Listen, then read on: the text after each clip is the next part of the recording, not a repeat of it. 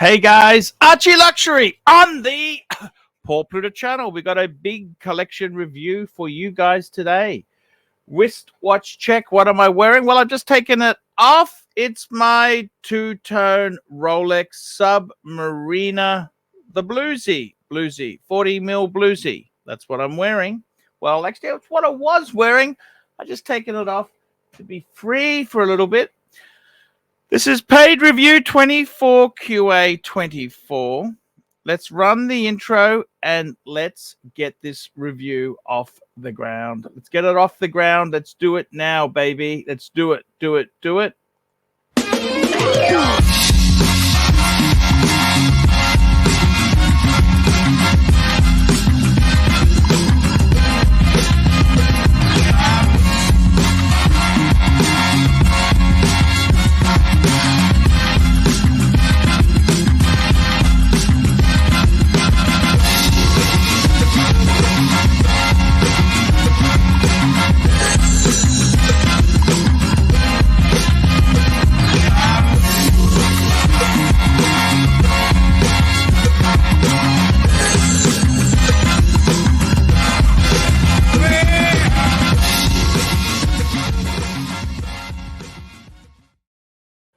Hi guys, ArchieLuxury on the Pluta channel. Here we go. We got a paid review. Look at this here. We got some interesting watches indeed here. This here is a paid review for Mario. Let's read the attachment. Here we go. Dear Pontiff, dear Pontiff, dear Pontiff, dear Pontiff. Dear Pontiff, yes, sir. Dear Pontiff, you came back with a bang with these watch reviews, and every morning I wake up looking forward to your next one. So here's some material for you. I've sent you $100 via PayPal, just in case you might consider this a long review. As for me, I'll be brief. I'm in my 50s, a lawyer, Italian. You can call me Mario. I've been living in the Middle East for the past decade or so. My love for watches started in earnest about 15 years ago. Watch collecting is a mental disease, and I gave up trying to fight it, even though at every purchase I always re-promised myself the collection is now complete. But I don't believe that anyone, and neither does my wife. I don't believe that anymore, and neither does my wife. Below, I list what I own in chronological order of acquisition. The attached pics follow more or less the same order. At the end, I will also ask you for some advice on my next purchase. My first watch. Here we go. What's his first watch? It's the Omega. Omega. We love Omega. It's the Omega. Omega. He says here, my first serious watch was gifted to me by my aunt for my confirmation when I was a teen. That's a Catholic thing. That would be around the mid-80s. It's a steel Omega with integrated bracelet, and I recently had it serviced. I rediscovered it and started wearing it a couple of years ago. It's quite a nice... I can't say I've seen that style, but I haven't seen that particular model in a review before. It's got a president type bracelet, steel, bezel, rotates, pretty cool watch, pretty good gift from your auntie. The second watch is a Rolex Submariner. Rolex Submariner. We love the Submariners. We do. Rolex Submariner with aluminum bezel. Gift of my father when I graduated in the mid-90s. Back then, I knew nothing about watches, and Rolex was pretty much all I knew existed. The watch stayed on my wrist every single day for about 10 years, up until the moment I realized there was a world beyond Rolex. That said, I still have a huge respect for this brand. The watch still works like a charm after almost 30 years and a couple of services. When I did the last service, my cholesterol colossal ignorance, I asked for the bezel to be replaced because it was discolored. I know I'm an idiot. I didn't know at the time. You should never do. Well, it's okay. I wouldn't be too concerned. Fortunately, the dial is the one that I wouldn't want to change. Dial is the original one, and now is developing some cracks. Ooh, I don't. They do that. I mean, I don't know if that's a good thing. The no dates had the cracks, but hey, it's okay. It's original. Keep it original. That's okay. The third watch. What's his? Oh shit! Third watch. VC incoming. VC. Holy shit! The third watch in 2006 is a Vacheron 250-year Jubilee Day date. Manufactured in 2005 for VC's 250-year anniversary. 1,755 pieces. Beautiful watch, one of my favorites. Yeah, I must say that is a beauty. Next piece. Oh, shit. Look at this. IWC heavy hitter IWC. What do we got? Look at this here. It's beautiful. Perpetual calendar. An IWC perpetual calendar rose gold. 2013. Big watch. They slimmed them down in later models, but I like mine chunky of an 18-inch wrist. Next, we got a oops, sorry. Next, we got 5296, one of my favorite Pateks. Actually, I love this in white gold with the non-sector dial. I think this is I like the sector dial's cool, but I just like it. This is probably my favorite Calatrava. Well, I actually owned one of these. I loved it. It was a great watch.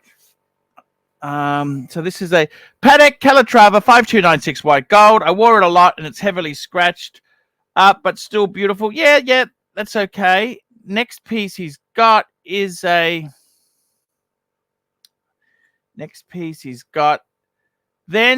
the first of two watches I inherited from my late father, 1970s.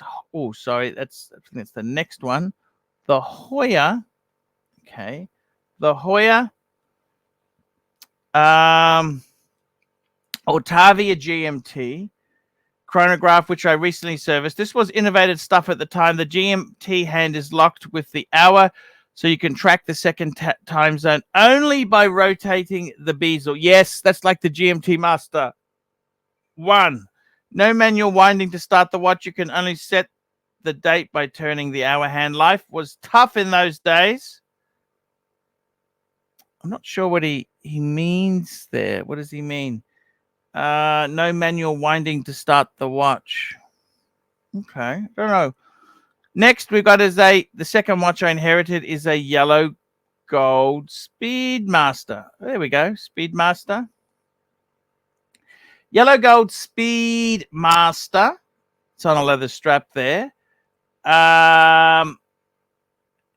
This was gifted to my father by his colleagues when he retired in the mid-90s. Next, a Hoya Otavia remake in reverse panda. Yes. Quite a nice looking watch that there. Reverse panda. Limited edition of 1932 pieces. Beautiful watch. The rotor is the noisiest thing I've ever heard in a watch, and listening to it spin is quite satisfying. 80-hour power reserve and a great movement. I bought it because it pairs well with the original 1973 Otavia I mentioned above. Yes, that's the one he inherited. Then we've got a Grand Seiko spring drive dive watch. Interestingly, I was talking to Bear about this very watch on my morning stream, night stream for you Americans. Today. Yes, I actually quite like this. Grand Seiko spring drive, smoothness of the second hand's movement, the precision, the flawlessness. Spring drive, yes. I quite like the spring drive. Very, very accurate watch. Number 10 is he's got another Patek Philippe. Ooh, look at this. Beautiful. Look at this baby here. 5960 G, one of my favorites, purchased in 2020, now discontinued. It has everything a man can desire. Annual calendar, chronograph, power reserve, day-night indicator, all a compact package. Combination of the blue of the dial and the red of the chrono hands is amazing and very modern. It doesn't even look like a traditional paddock and has something sporty about it. I wear it a lot and it's starting to show, as the white gold is quite scratchy. That's okay. I put it on a color matching alligator band and paddock clasp as I don't like the original brown. Okay, fair enough. Then he's got, that's a beautiful paddock, annual calendar, chronograph, beautiful. Then he's got, what's he got next? He's got a Breguet. The Breguet. Look at the Breguet. He's got a Breguet 5157, 2 hands. This is when I discovered the beauty of simplicity. No second hand, no date, but automatic. Extremely thin. Breguet is a brand I admire a lot. Their Hora Mundi Platinum fascinates me, maybe one day. Then come my German watches, not a Lange. These are tough. Sorry to disappoint. They're beautiful, but I don't think Lange on the second-hand market was really good. They have actually, that's no longer the case. These are tough German tour watches. The 1,000-meter WR Beasts are the Sin. So he's got a Sin. Let's have a look. Did I see that? Where is that? Where is... Oh, here we go. It's the... Yeah, okay. The Sin. We got the Sin. U1 and the Mule Gashut SAR rescue timer. Then there's a more traditional Sin 104. These watches put a smile on my face when I wear them. The U1 is the watch I'll be sporting during the upcoming nuclear winter. Lastly, to top it all off, I included 2 watches that I gifted my wife. A rose, holy fuck, a rose gold Royal Oak automatic and a Rolex mother of pearl with diamonds. Beautiful, beautiful.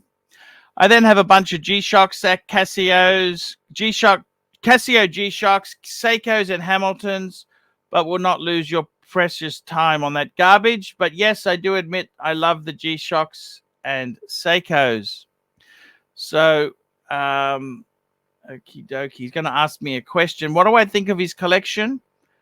I really like it. I like it a lot because we've got the German stuff. The Sin, that's okay. But he's got some good shit. I love the Breguet. I like... Did he mention the Pam? Where did we mention the Panerai? Oh, yeah, sorry. Illumina. Panerai Lumina GMT, which is another one of my oh yes, yeah, I love that. That's a beautiful. I love that bluish dial there. Beautiful. The 5960, beautiful. The Breguet, the 5960. I love the vintage Hoyas, beautiful. This, I mean, the Speedmaster, automatic, but it's gold, and it was given to your dad. Sentimental value. The Grand Seiko, I like that Grand Seiko spring drive diver. Love the 5296. Love the IWC. Love the Vacheron. Love the Submarina. I do. So it's all in all a very beautiful collection. And I love the ladies' watches. Love it to death. Okay, so here's my request. As I said, I have a lot of respect for Rolex because those watches are very well made, tough and durable. They came up in 2023 with 2 GMTs on Jubilee, a full gold one and a steel and gold. I tried on the full gold one, a heavy chunk of metal and truly stunning. It's available right now at the AD. Where I live, I could easily wear it, but in Europe, they'd chop my arm off without a second thought. And honestly, even though I love it, it's too much bling for my taste. The gold and steel one, on the other hand, I would easily see it on my wrist for a long time. I'll never buy a Rolex or anything else above retail. Well, that's your choice. But it does it looks like the AD here will have one available in a month or two. Should I pull the trigger? Another option would be a Cartier Santos Large, perhaps gold and steel. It's less than half the price of the GMT, and I have to say I'm attracted to it. It would be my first square dial, but my gut tells me if you want to go for a GMT, it'll continue to nag my brain. One thing that bugs me, however, is that the US retail price of the watch is $16,450. And the retail price where I live is equivalent to $19,400. That's a huge difference. So what do you think? I'm afraid I got carried away and wrote too much. Feel free to cut out anything. With immense respect and thanks in advance, Mario. So he's looking at a two-tone GMT. Which one is he talking about? Is he talking about the root beer, or is he talking about the new yellow gold with the I don't think it really matters. Both of them are amazing. Okay, I've got to say that personally. Forget the solid gold. Okay, that is a lot of money, and as you said there, it is, you know, it's the vibes. Personally, I would definitely get the two-tone GMT. Now, I don't know whether you're going to get the root beer or the new yellow gold with the black and the gray bezel. Doesn't matter. They're both, I would go either way, is absolutely fucking amazing. Would I do it? You betcha. Go for the Rolex. Please go for Rolex. Go for the Rolex. That's exactly what I would do. Yeah,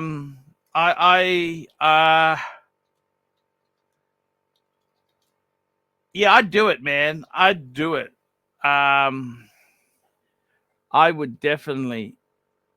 I'd definitely do it. I reckon a GMT two-tone root beer or the yellow. It doesn't matter. They're both amazing. Amazing. And I don't think you've got a men's two-tone. So that's a nice little variation.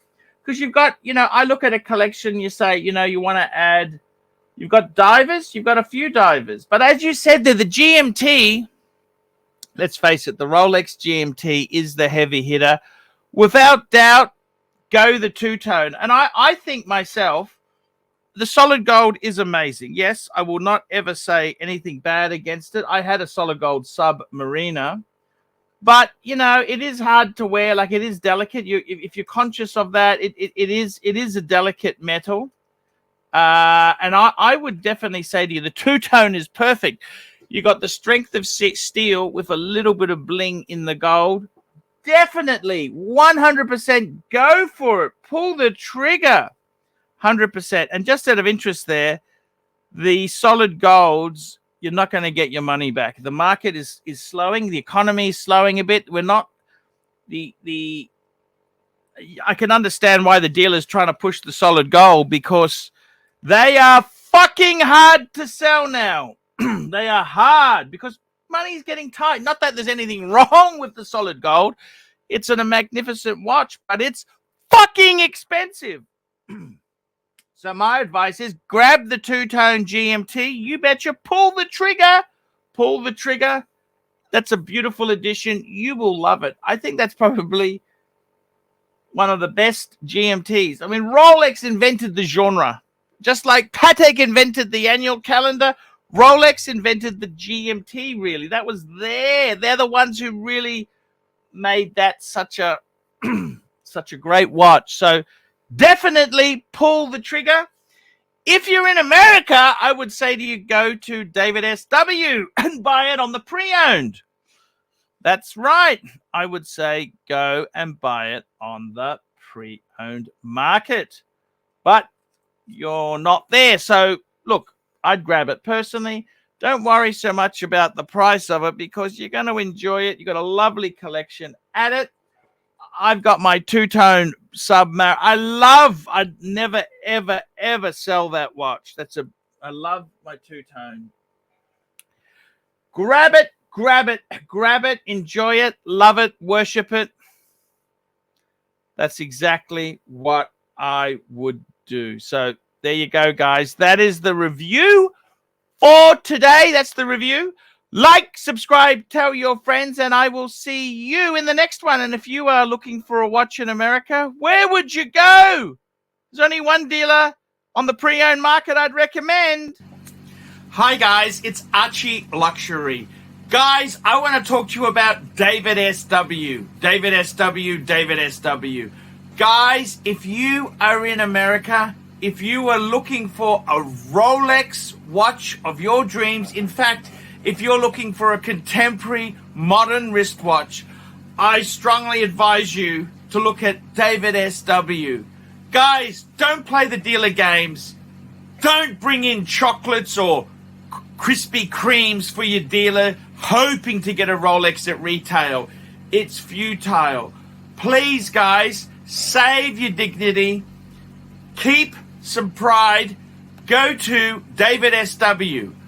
I would highly recommend David SW, David SW. If you're in America and you're looking for a watch, go to David SW, David SW, David SW.